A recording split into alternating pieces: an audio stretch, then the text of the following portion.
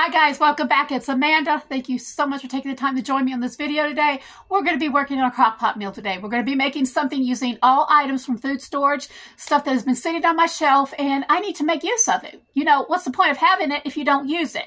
How I think about food storage is a lot of people are like food storage for years and years and years. I'm not.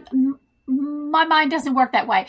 I think of food storage as a way of saving money, buying things on sale, on clearance, on coupons, and then stocking it up, hence food storage, for the time when I'm going to need it at its cheapest, its lowest price.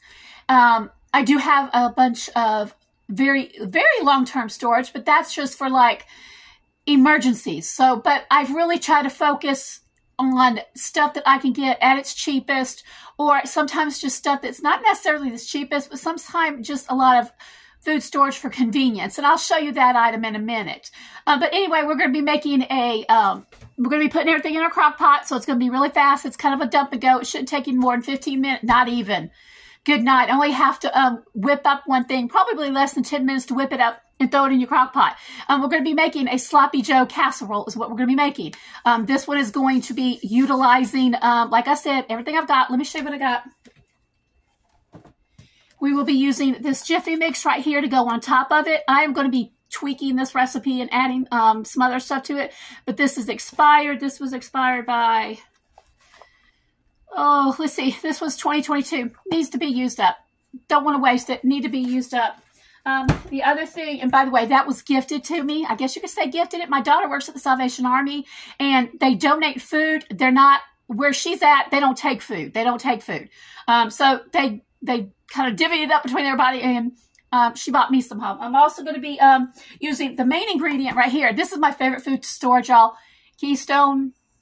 Yeah, y'all. Keystone beef. I love Keystone beef. This is going to be the ground beef. I don't use it very often. I usually use the shredded beef more, but this is why it's going to be a dump and go. We're going to open it, dump it, let it go. Now, if you don't have this, if you can your own meat, that's what you're going to need as well. And even if you're not, you can use this recipe using store-bought meat. You know, improvise. But I'm just pulling things off the shelf, and we're doing it that way. And the last thing is going to be this Sloppy Joe mix right here. I got this Sloppy Joe mix at a discount grocery store that's actually an hour and a half from my house. It's really becoming a really good one. It's a really large can, and it was like 99 cents. Is it expired? No, it's not. This one goes out to October 2025, but this is what we're going to be doing. Now, again, for this recipe, you can use your homemade cornbread mix. You can use your homemade Sloppy Joe mix. You know, improvise. I'm just focusing on using up my food storage because that's the point of it. So let's go ahead and get this recipe going. All right, guys, so I'm just going to go ahead and start by opening up my canned items. Hoping this will work. I'm having issues lately with my can opener. I think it's about time that I get a new one. But anyway, like I said, if pulling things off the shelf, y'all, this is like serious convenience food. It's already been cooked for you. You can make your own, but like I said, food storage, that's what we're doing. Okay, right here, here's my Sloppy Joe mix. Next thing I'm going to do is open my 2 cans of the Keystone beef. And this will be a good chance for me to just show you what it looks like in case you've never seen it yourself. Okay, open this up. Okay, here's what the Keystone beef looks like. Okay, it does. That is just the fat on it. All this is hamburger meat and fat. That's all it is. If you can it yourself, that's what it's going to look like. So let's go ahead and get this other one opened as well, because I will be using 2. Okay, get all this opened up. Okay, so here we go. This is what they look like. The first thing we're going to do is, now I've already sprayed this. You can use a liner if you want. I was actually going to use a liner, but I don't have one. But anyway, I am going to leave the fat in this. I'm not going to mess it. This is why we call it a dump and go. Just going to get it. And this does have juices in it. This would make like a great hamburger gravy dinner. Okay, I'll put this in here. You know what? I may end up adding, I'm going to just chop it up right here. I may end up adding another can. I'm not sure. I was thinking 2 cans was going to be enough, but I'm not really sure. Wait a minute. I am going to dump some of that water off over here. I don't want too much in there. I don't want this greasy, not greasy, but watery. Okay, I'll put that in there. Okay, so here we go. We've used the 2 cans of the beef in here. I'm going to put this in here. You know what? I think I'm going to go with another can. Like I said, I'm going to go ahead and go with another can. I'm only going to go with another can because I want this to last several days, at least 2 days. Maybe some leftovers or throw something in the freezer for later. So I think I need a little bit more. So, by the way, these cans are 14 ounces each. Not quite a pound, so I guess you could say that's almost about 2.5 pounds. A pound and a half, I don't know. Anyway, I'm going to go ahead and just do that, put that in there. And the next thing we're going to do is we're going to take our sauce, of course, pour it in there. Make sure I get every bit of that sauce, yeah. Okay, get all that sauce in there as well, okay. And then let's go ahead and give this a stir. We're just going to mix this up. You know, you could also stop right here and just put this in the crock pot and just put it on and heat it up, and you'd have instant sloppy joes. That's good too. Okay, I'm going to do that. Now, I am going to add something to this. I have dehydrated onions that I use for food storage as well. I'm going to add just a little bit of onions on here just to give it a little bit more flavor. And these are dehydrated, and because it's going to cook, it'll be fun, you know. It's just going to give it just a tad bit more flavor. Go ahead and stir that in. Got a burnt one. So like I said, everything in here is just from food storage, shelf stable. Shelf stable. That's what we're going for. Convenience food galore. Okay, and then the next thing I'm going to do is I'm going to take some cheese. This is the only thing that is not shelf stable. They do have shelf stable cheese, but I'm going to add it. Okay, I'm just going to go ahead and add it because I want the cheese flavor to it. So I'm just going to dump that in there and stir it up right here. Just stir her up. Okay. And then the next thing I'm going to do is I'm going to work on getting this mixed up to put on top. Now we're going to work with this right here and add this to it.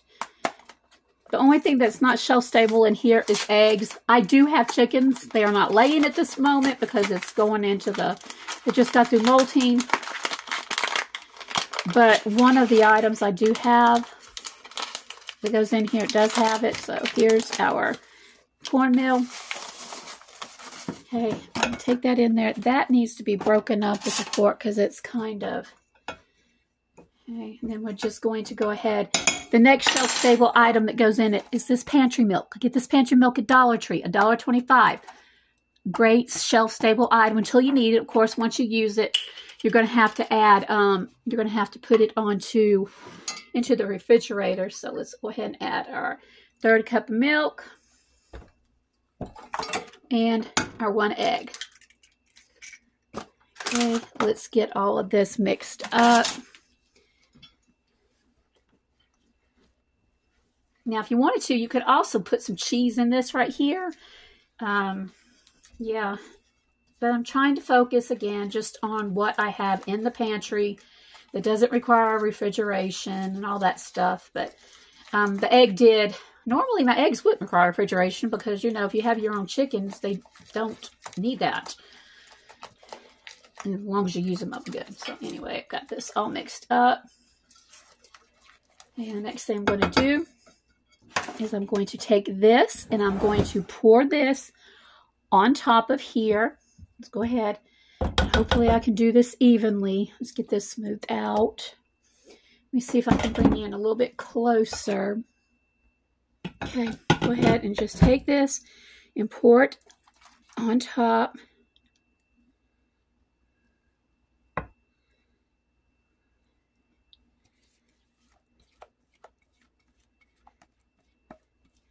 Now, should I add another box? I'm not 100% sure that I should. Let's see if I can get this. No, I don't think I'll add another box to this. Get it spread all around.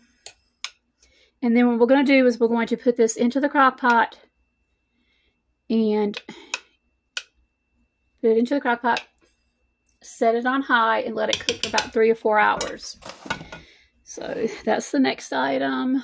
So now I'm just going to put it into the crock pot here. Put the top on it, and then I'm going to set it to high. And we're just going to let it sit there and cook for about 4 hours. All right, guys, so I'm back. This actually took 2.5 hours on high. It is actually in the evening. I've just had it sitting on warm. Let me show you what it looks like. This is what it looks like right here. You can tell it baked beautifully. What I'm going to do now is get in there and pull out a piece of it. Again, this is what it looks like. You can tell right here how the cornbread cooked on top of it. I'm actually going to just cut a piece out. And this does work better if you just let it sit for about an hour or so and let it cool down. But like I said, I've kind of got it on warm.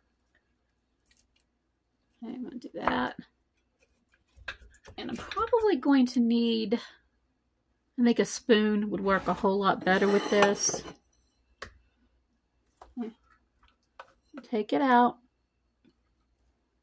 I'm going to put it on, and this is what it's looking like right here. You can tell the cornbread cooked beautifully. I probably really should have used the 2 packs instead of 1 since I put so much meat in it.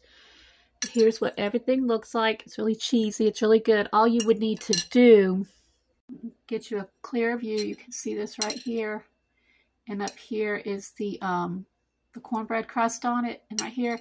Now, all you would need to do is add a vegetable with this, and it'd be absolutely perfect. You can even stick it on some more bread. But I would suggest putting this on top of tater tots. I think some tater tots would be good with this. But again, we're only using what's in our food storage to begin with. So get a piece of this with the cornbread. Do that. I hope it's showing good.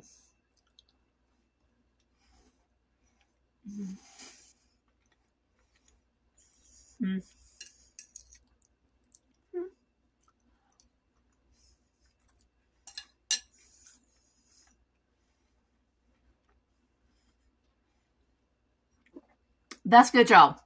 That is really good for a dump and go food storage meal using all pantry items, things that are shelf stable. And you can do this too. Just take it all and dump it in there.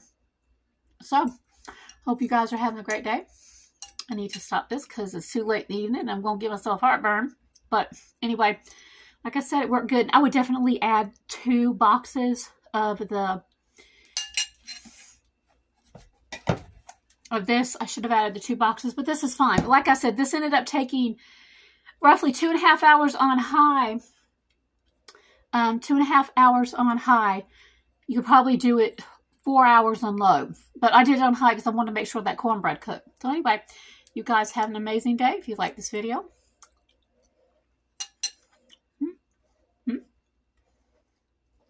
That's really good.